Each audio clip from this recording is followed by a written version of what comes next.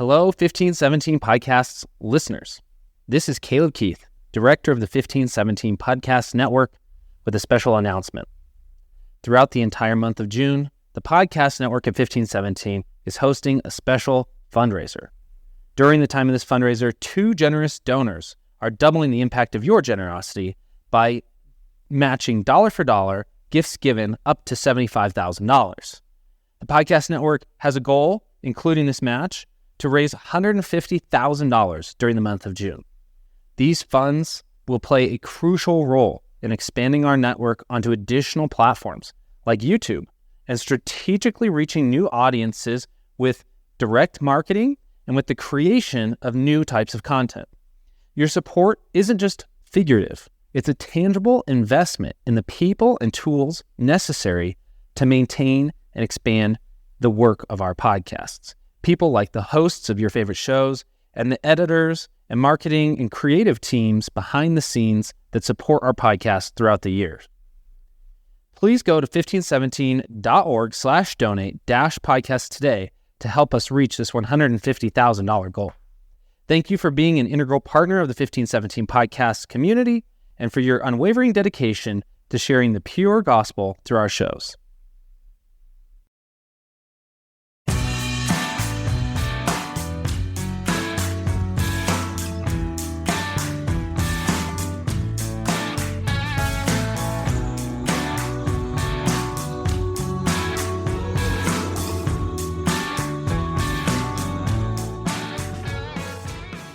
Welcome to another episode of 40 Minutes in the Old Testament. 40 Minutes in the Old Testament is a 1517 Podcast Network podcast. You can go to 1517.org/podcast and check out all the other podcasts that are living over there and everything else that is sitting there on the website for your consumption.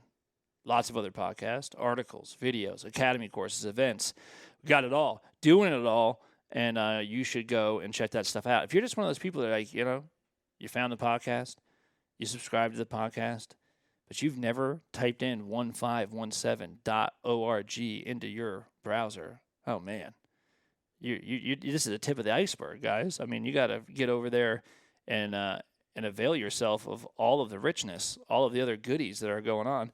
So do that if you've not done it before. And of course, while you're at the website, you could make your way over to the right-hand corner, hit that donate button, and you could support everything that we do because, of course, it is all possible because of listeners, readers, watchers, people like you. And if you're one of those people, we thank you very much for helping us continue to do it. All right, Chad, last episode, we talked a lot about wisdom. We had a little break, got to talk about wisdom. Great chapter 28 of Job. We did finish that and moved into 29, which is sort of feels like 29 really should have followed 27.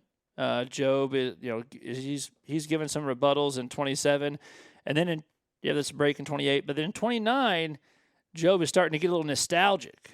He's looking back and saying, man, how the mighty have fallen. Let me tell you, I mean, there was a day not that long ago where I felt like God was really for me, that God was blessing me, and I was even trying to do the right thing with those blessings. I mean, I was prosperous, and I had all these children, and God had given me all these gifts, and in that blessing, I was able to be a help to other people, and man, everything was just good. I've just felt the favor of God, and I was trying to be a good neighbor to other people, and that was, man, I tell you what, those days were better days, and who can argue with Job on this point?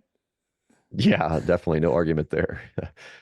Considering where he's at now, which of course what he's going to talk about in the next chapter, things were a night and day difference. I like the way we wrapped up last time. Verse 13 says that, this is Job speaking. He says, I caused the widow's heart to sing for joy. So, I mean, that summation will tell you everything about Job. I mean, you take someone who, or we ordinarily associate with grief because, of course, she's a widow. We think about her being brokenhearted. Well, Job comes along and causes that heart to sing for joy. Why? Well, because he is her advocate. He's her protector. He's doing everything he can within his means and within his influence to do good for people, as we'll hear more in just a verse or two, who either physically or emotionally or financially can't do for themselves. So he really is doing a lot of good for a whole lot of people, not just his wealthy cronies, but people who are in no uh, people who are unable to do for themselves. So Yeah, and you're going to see a lot more of that. I mean, he has this break. So he says that about the widow's heart, and then in verse 14, he just sort of like makes this statement before kind of moving back into this list of things that he was able to do, and he says, "Hey, I put on righteousness, and it clothed me. My justice was like a robe and a turban." Like so, he has this idea that he was like clothed in righteousness, right? So he had all this righteousness, and what did he do after that? Well, then he goes and starts listing more things that he was able to do in this righteousness, right? yeah, and I mean that's I just pulled up on my little Logos search engine here this idea of righteousness and clothing. Man, that's all over the scriptures. Oh yeah, You got Isaiah talking about righteousness being the belt of his waist, and then you've got the breastplate of righteousness in the famous armor section of Ephesians chapter 6. You've got Isaiah talking about putting on righteousness as a breastplate. I mean, it's all over the place. It's the idea that this is what's wrapped around you, and that becomes this clothing. It's kind of like a uniform. When you see someone in a uniform, there are certain expectations you have of that person. Well, you put on righteousness as a uniform. Well, that's going to be displayed in certain sorts of ways as well. So this becomes the the uniform that he wears that's been given him by God, by which he is going to do all these great things for the needy. well, I think too it is important. Like you could read this and be like, kind of bragging a little bit here, Job. I mean, just flaunting all your good works. That would be the wrong way to read this. I think. I think instead what he's doing is saying like he enjoyed the days. Of course, they're better days. He's not all his children weren't dead, and he wasn't sitting on a ash heap with covered in boils. I mean, that's an obvious reason to like those days better. But also that he felt like he was doing good to people, and that was he felt good about that, right? So that he had a lot of meaning and purpose, and was able to help other people. And this is more of him sort of recounting these things, which really is a contrast to some of the accusations that were brought against him that were just like completely fabricated, right? Like this is the opposite of what he was accused of.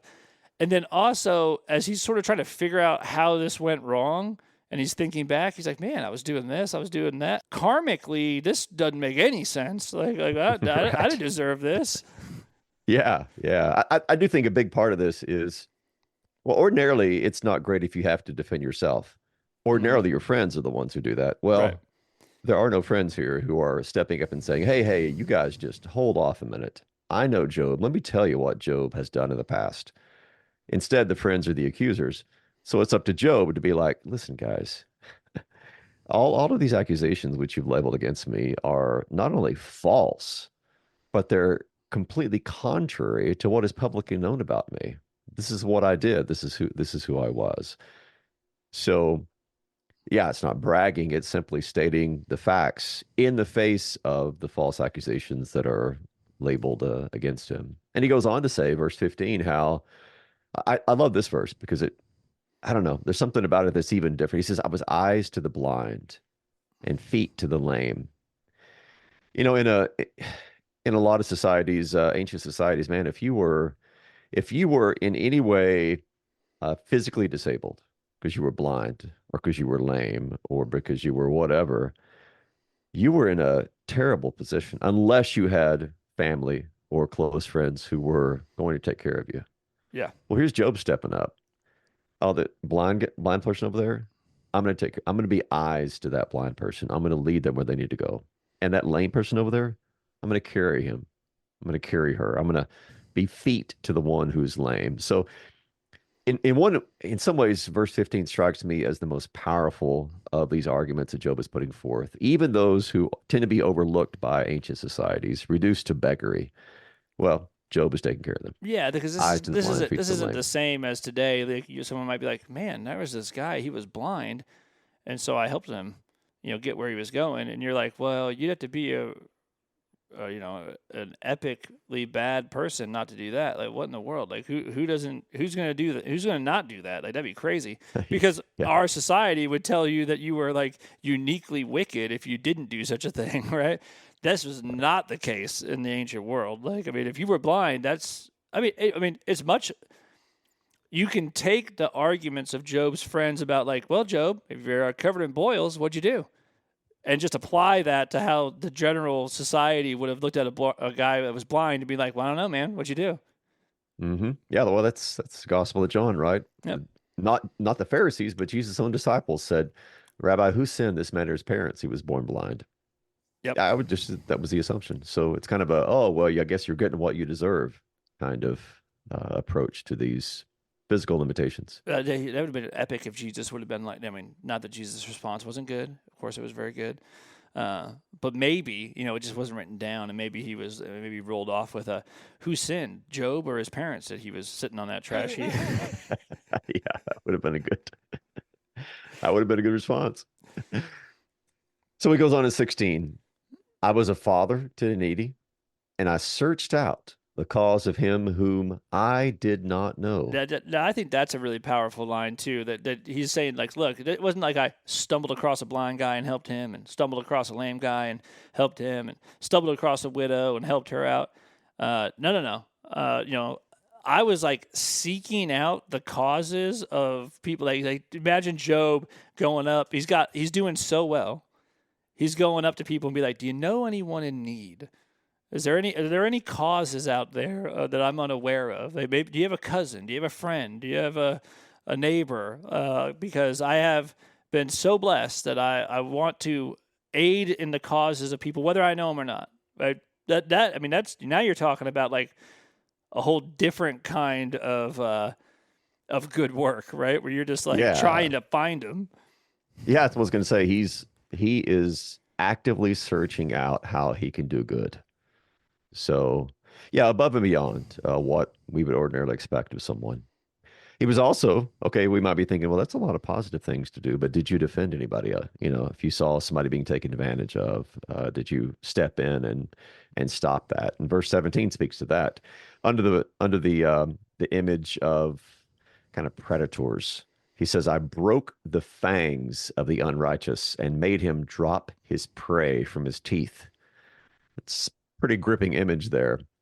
So you've seen either in real life or in videos, you've seen, either a lion or a wolf or whatever it might be, grab the prey, whatever it is, and running along with this animal hanging from their mouth. That's the image here. Job says, I stepped in and I grabbed that predator and I broke the fangs of that predator and made him drop his prey from his teeth. In other words, I went in when there were people acting like beasts and abusing others, and I put a stop to it. I made sure that they could no longer destroy, abuse, take advantage of whatever it is they were doing. Job stepped in, risk whatever he had to risk in order to put an end to this evil.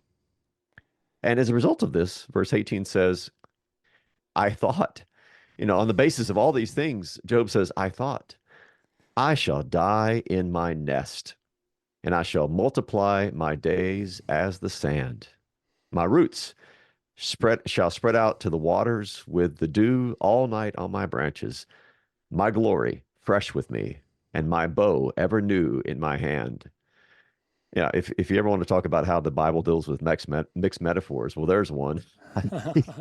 He's got nest images in here. He's got tree images in here. He's got bow and arrow images in here. This is a typical biblical metaphor where they not only do not hesitate to mix metaphors, but actively do mix metaphors. So, yeah, basically what Job is saying is, you know what? I thought I'm going to die an old man full of days. Everything's going to be great. To be in my nest. Roots are spread out. Got, everything that I need. My bow is going to be ever new in my hand, and that's the way it's going to end. Of course. Do you think this is like I just curious of your interpretation of this. Do you think this is a little bit of Job saying, yeah, or an admission even that, Yeah, I used to think a little more like you guys. Maybe not completely, but Mm-hmm. it's like, hey, Yeah. I had all this blessing, I was doing all this stuff, and thought that equals this, like this. So this is what's going to happen to me. That's what I thought too. Turns out, no. Yeah, I wouldn't be surprised at all if that's the way that Job thought. I mean, I think that's typically what happens to us until our life falls apart. If you're a man like Job, blameless in his generation, doing all this good, and you're also very influential, you're very wealthy, you got all your children, people look up to you, then it's quite natural to kind of be lulled into a theological conclusion that as a result of all this good that I'm doing, all of this good is being enjoyed by me. Yeah. Until, somebody comes along and drops a nuclear bomb into your entire way of life, and then it causes you to stop and to reassess your theology. I don't know. I mean, it's conjecture, but I suspect that was the case with Job as well. But just kind of, I mean, you can kind of, you're reading into it a little bit when he's saying that. But, and by the way, that in no way implies that that's the reason he's doing it, but that Job assumed that his being the kind of person he was would result in certain things. Hmm. That doesn't mean that's the motivation for it, but he does seem to think like that's kind of what I thought. I thought that, I mean, why would why would God be against me? Like I'm Yeah. doing his work. I'm enjoying it. Like this is the life I live. And it seems that he's saying, yeah, that I had that assumption too, guys, but no. Uh, But no. And I mean, as we pointed out multiple times, the scripture does make promises along those lines. Mm-hmm. God does reward people for the good that they do. And yeah, we're not trying to dismantle that. We're just simply saying that is not an ironclad promise that happens every single time. Uh, no more than it's an ironclad threat that, hey, if you sin, if you go out and you break God's law, then he's going to come down hard on you. Well, we've seen many situations in the scripture where the wicked prosper. Yeah. So those general truths have plenty of exceptions to them. Well, let's wrap up. We got 21 through 25, wrap up this chapter. This is the conclusion of Job's reminiscing of the better days. He says, men listened to me and waited and kept silence from my counsel. After I spoke, they did not speak again, and my word dropped upon them. They waited for me as for the rain, and they opened their mouths as for the spring rain.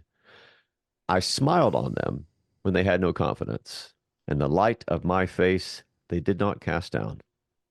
I chose their way and sat as chief, and I lived like a king among his troops, like one who comforts mourners.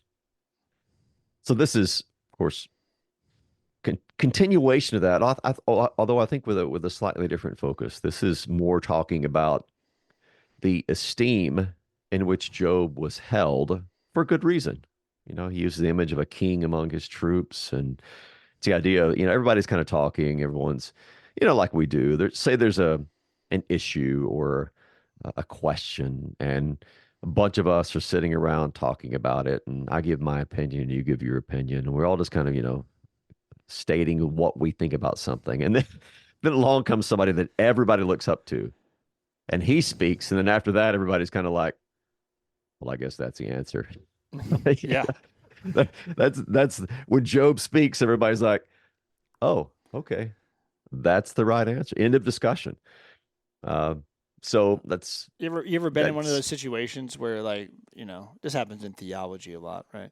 And maybe you were even like on a panel or something, or maybe just in a group of people, and someone asks a question, and someone answers the question, and then you answer the question, and then another guy answers the question, and then this last guy, he answers the question, and you're like, that was the answer right there. If you had started there, we all could have shut up. Yeah. Yeah, unfortunately, I've been in those situations a number of times. Yeah. Not as the final speaker either. Yeah. One of the initial speakers. Yeah. You want to come back and say, "I want no, in addendum to what I said I had to earlier. change my answer. I had to strike it from the record. What he said. Yeah, my response is now what he said. Yeah, well, it's kind of a what Job said situation, and he ends this by going back in a way to the earlier theme. He says, "I was like one who comforts mourners," which is probably a partial jab at his friends who Mm-hmm. are miserable comforters, of course. And keep in mind too that Job isn't just simply stricken with pain and suffering because he's lost his health or because he's lost his possessions. This guy has lost all of his kids, not Right. one, not two or three, every single one of them. So grief and mourning are haunting his every step as well. And Job says, I used to be like I was sitting in your shoes, Bildad, so far, Eliphaz. I was sitting in your shoes, and yet I was the comforter of mourners, not the accuser of mourners. Yep.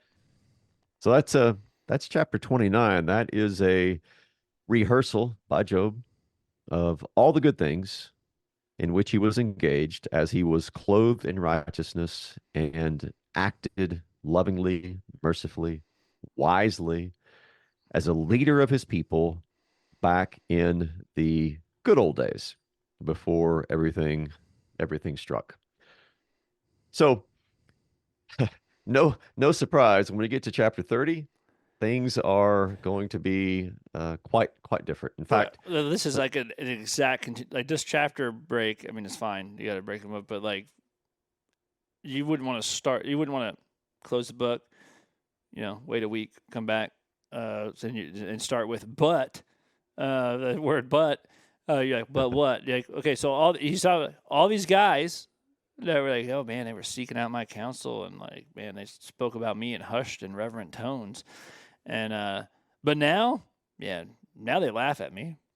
yeah, yeah. In fact, three times in this chapter we're going to have the same Hebrew word, but now, ba'ata. It's going to be in this first verse 9 and verse 16. And they're all three, even though I think ESV has but now and now and now, they're all three contrastive. This is the way the situation was before, chapter 29. But now, here is the situation in chapter 30. And he's going to start out here in, I don't know, for me, kind of an unexpected way.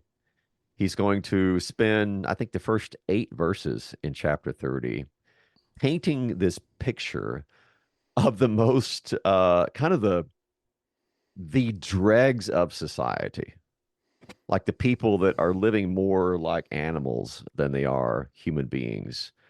And his whole point is going to be these people are actually mocking me and laughing at me now. So I'll read through these first 8 verses. You can kind of get a taste for this entire picture that Job is painting. But now they laugh at me, men who are younger than I, whose fathers I would have disdained to set with the dogs of my flock. What could I gain from the strength of their hands, men whose vigor is gone? Through want and hard hunger, they gnaw the dry ground by night in waste and desolation. They pick saltwort, I hope I'm saying that word right, saltwort and the leaves of bushes and the roots of the broom tree for their food. They are driven out from human company. They shout after them as after a thief. In the gullies of the torrents they must dwell, in holes of the earth and of the rocks. Among the bushes they bray, under the nettles they huddle together. A senseless, a nameless brood. They have been whipped out of the land. And this is some powerful imagery here. Now, all of that is describing. Job has gone to great lengths to depict for us through all kinds of just kind of beastly images who these people are. And his whole point is these people that really kind of seem subhuman. In fact, he even uses animal imagery like among the bushes they bray like a donkey. They're out there making animal noises. They're living in holes in the ground. They're rooting around among these trees, picking leaves off of bushes, gnawing the ground. These people who are, according to Job's description, basically subhuman, they have the audacity now, given Job's position, given his all his losses, to laugh at him, Yeah, I mean, these to are the mock him. I guess this idea that the people that it sounds like the all of society has rejected, and not because like they were blind or poor or like for some unjust reason, but like for good reasons, right? Like so, society's like, okay, these guys, uh, I mean, they go after them like a thief and this kind of stuff. Uh, even the people of that caliber, they laugh at my predicament. As if it's kind of the idea that we are superior to you, and so we're going to look down upon you and mock you, Job. Yes. Yes. Like Yeah. that this is how like so if you contrast it with what he was saying, the kind of person he was and the things he was doing, he's like, now what am I doing? I'm being laughed at by like the very dregs of society are like, oh man, well, you know what? Like it's like it's a joke at you're sitting around like 20 guys sitting around a fire on the outskirts of town trying to, split a squirrel 20 ways. And they're like, the joke is, well, at least you're not Job. Yeah, got it better than that guy. Have you seen him lately? Yeah. We're living the high life compared to him. Yeah, so this is some pretty deep bitterness, I think, on the part of, and understandably on the part of Job, especially in contrast to what he's just described as the days when he was looked up to, and when people like this, like he said, even the fathers of these men, I would not have even put with the dogs of my flock. I wouldn't even, certainly I wouldn't have hired them as shepherds, but I wouldn't have even put them out there with the pack of hounds that go along with my shepherds. So that's the first part of chapter 30. He's not done though. Okay. Verse 9 is going to begin the second part. He says, and now, or but now, I have become their song. I'm a byword to them. They abhor me. They keep aloof from me. They do not hesitate to spit at the sight of me. Well, there's one of those cultural nonverbal expressions of disgust that has not changed through the millennia, right? Right. Yeah, if somebody spits at you, it doesn't matter if you live, you know, 3,000 years ago or 2024. Not good. Not a mark of respect. They do not hesitate to spit at the side of me because God has loosed my cord and humbled me. They have cast off restraint in my presence. On my right hand, the rabble rise. They push away my feet. They cast up against me their ways of destruction. They break up my path. They promote my calamity. They need no one to help them. As through a wide breach they come, amid the crash they roll on. Terrors are turned upon me. My honor is pursued as by the wind, and my prosperity has passed away like a cloud. You do have to wonder in light of all of this. So Job, we don't know how long he's been sitting on this trash heap with these boils, but we know it was a week. I don't know how long it was before then, but you do have to wonder. Like you're not told this part of the story, but based on what Job says here, like it seems as though he's become a mockery, and not just that like this is happening in private, but that like literally people that maybe people that like hated him when he was in positions of influence and power and stuff like that, and were jealous or whatever. That he has become sort of a laughing stock to them, and they actually do like he's a spectacle. Mm-hmm. Yeah, yeah. I read sections like this, and there's psalms that talk in the same way. David describes how his enemies mock him, laugh at him, taunt him. He becomes a byword to them. Uh, one of the psalms says, "I am the song of drunkards." So the same kind of lamentation based upon how one is treated by others in this mocking sort of way. That's all over the Psalms. Every time I hear this, my mind goes immediately to the crucifixion, Yeah. where the same thing happened. Yeah. here you have just this terrible scene of atrocious brutality. You got Jesus been stripped, of course, whipped, bleeding from head to toe, publicly being executed. And what do the chief priests and others who are passing by? What do? They mock him. I mean, really, it's a window into the the ugliest parts of humanity when we mock the people who are suffering the way that Job suffered and the way that Jesus suffered as I mean, well. I mean, it's all, you could be like a pretty bad person, and if you were being like crucified in public, I mean, like even if you deserved it, I don't know. I don't think I'm probably like reveling in it and like spitting at you and stuff. Like you'd have to have done something to me like personally that was horrific. Like I would think, So that, yeah, it's definitely a wild thing to think about. Where you're like, of course, Jesus didn't do anything to anyone. Like you have to do more than just like say words I don't like for me to get there. Like it's pretty wild. But we see that happen all the time. I mean, you see that happen when political leaders get overthrown and that kind of stuff. And people there is like the madness of the mob, and people lose their minds.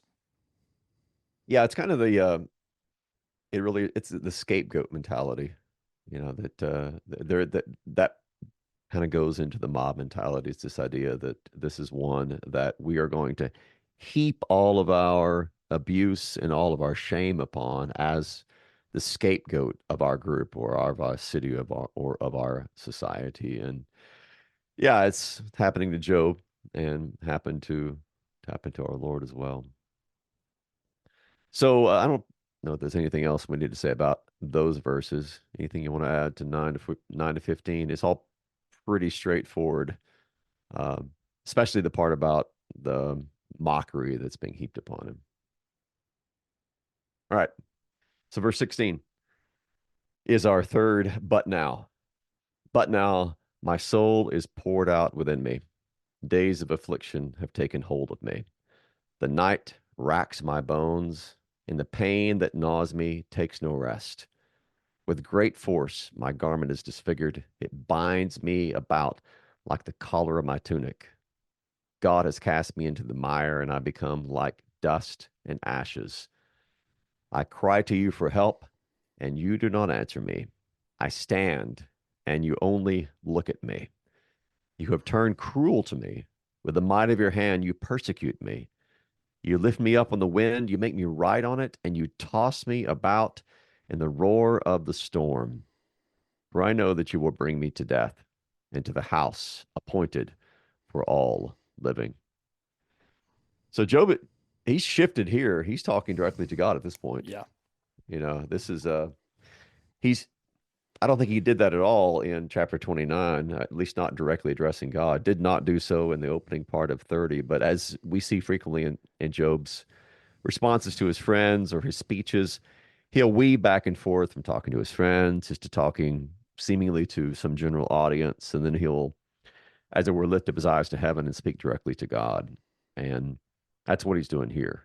Yeah, at first you maybe think he's talking about God, so he's like, well, first he starts with, my soul is poured out within me, the days of affliction have taken hold of me, the night racks my bones, the pain that gnaws me takes no rest, with great force my garment is disfigured, it binds about me like the collar of my tunic.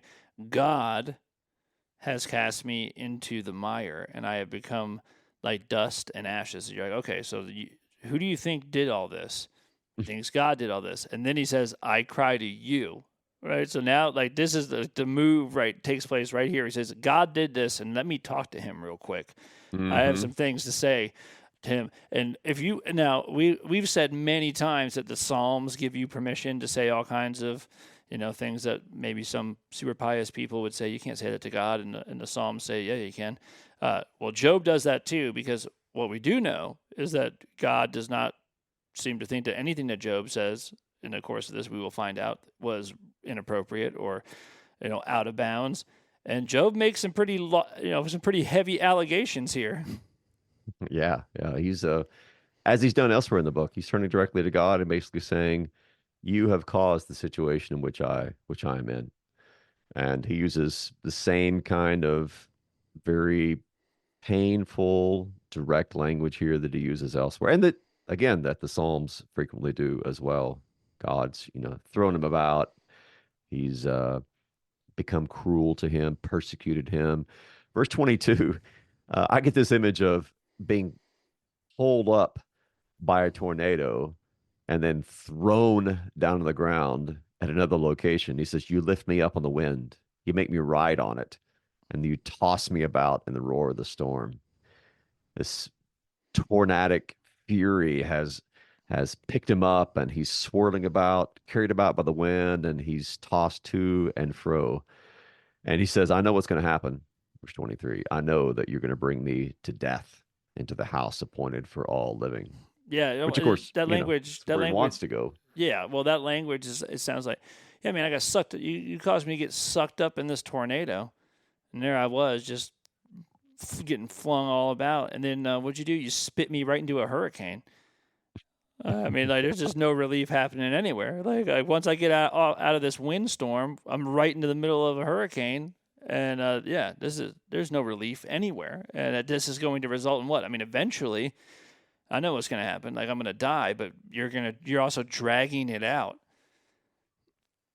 Yeah, I get this too in verse 24. This is quite the image.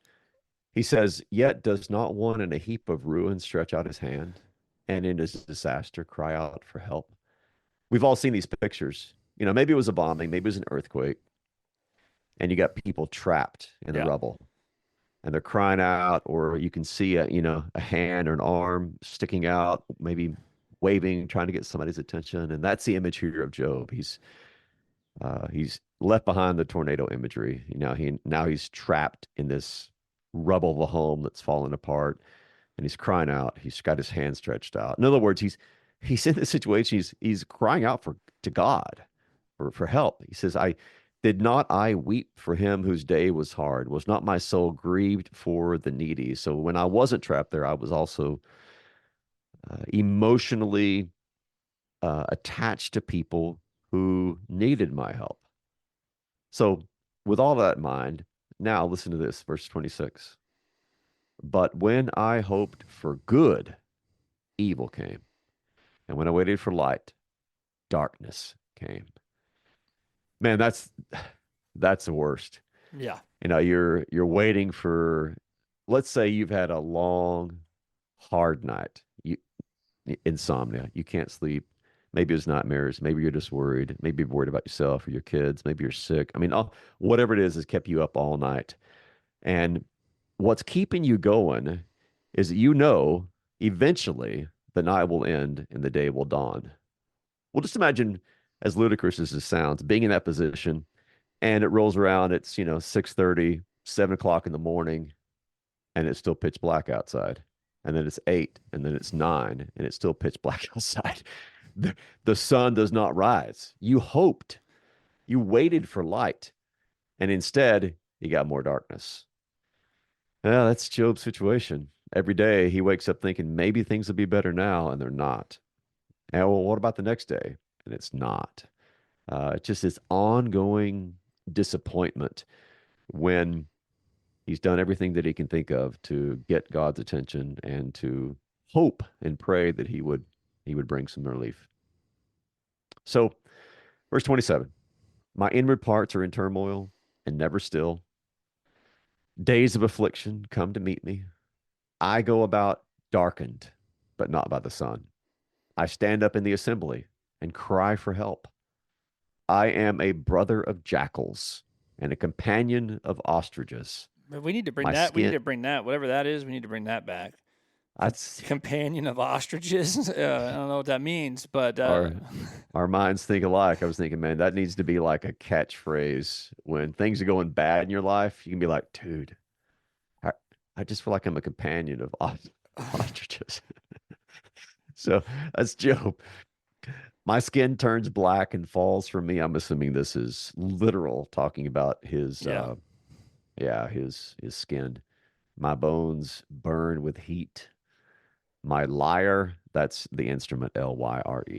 "My lyre is turned to mourning. Almost wish you could drop the R, tuned to mourning, right? As Yeah. he's just playing a dirge. My lyre is turned to mourning, and my pipe to the voice of those who weep. Oh, so Whew, he man. he can only sing sad songs right now. That's what Only he's saying. sing sad songs. Yeah. I mean, it's kind of the like the psalm says, how can we? Our captors demanded of us songs, and our tormentors mirth, saying, "Sing us one of the songs of Zion." And the exiles say, "How can we sing the Lord's song in a foreign land?" You know, we're not going to pull out the guitar and be strumming some happy songs here because our instruments are tuned only to the dirge, and they can only produce sounds of a lamentation. You know, listen to this verse 28, the second part of that verse. If this is literal anyway, um, he says, "I stand up in the assembly and cry for help." Makes me wonder if Job has not been also not just kind of sitting on the ash heap, but trying to be in groups. Maybe it's a city assembly or whatever it is, asking for help. I mean, you got to think about his financial situation, whatever's left. I mean, he had servants who survived. What's happened to all of that? You know, Yeah. he's looking for some kind of community assistance, and he's not getting it. Well, you think Uh, about. I mean, Job has put forward a life that says that he should have all kinds of equity built up with those around him, right? I mean, how can a guy that did the things and lived the life that Job states that he lived and did the things that he did, like how is there no one to help this man? You know, right? like Yeah. it's like I mean it's We're all these horrible. people that he did good for. Yeah, yeah. You think? I mean, that's the way it usually works, right? If I came to you during a time when you were in great need, and then it turns out I'm in great need, of course you're going to be Yeah, not only like bound, but wanting to help me out. yeah. That's the way this usually works. And poor Job is not in that situation. So desperate times. And you know his we're at the end of our 40 minutes here. His and Job is almost at the end of his speeches. I mean, he's going to say a couple more things, but it's going to be quite a few chapters. He's got one more chapter to go. In fact, ESV has it titled Job's Final Appeal. Yeah. So we'll get to that next episode. But Job's long speeches are drawing to an end. The curtain's about to close for that. All right. Well, we will get to that closing curtain next episode. Chad, I'll see you then. See you then.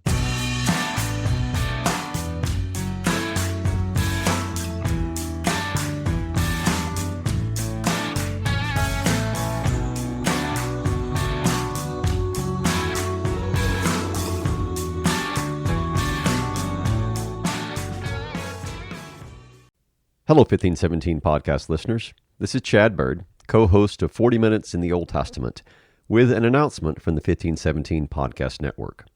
Throughout the entire month of June, the Podcast Network at 1517 is launching a special fundraiser, and I need your help.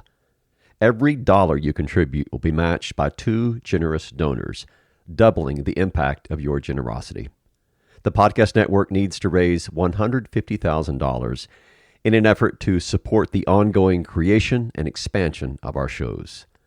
The funds raised will play a crucial role in expanding our network onto additional platforms, such as YouTube, and strategically reaching new audiences with the gospel. Your support isn't just a figurative donation. It's a tangible investment in the people and tools necessary to maintain and expand the work of our podcast.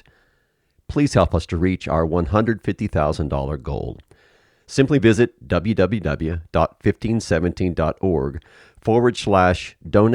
www.1517.org/donate-podcast today. Thank you for being an integral partner of the 1517 podcast community and for your unwavering dedication to sharing the pure gospel through our shows.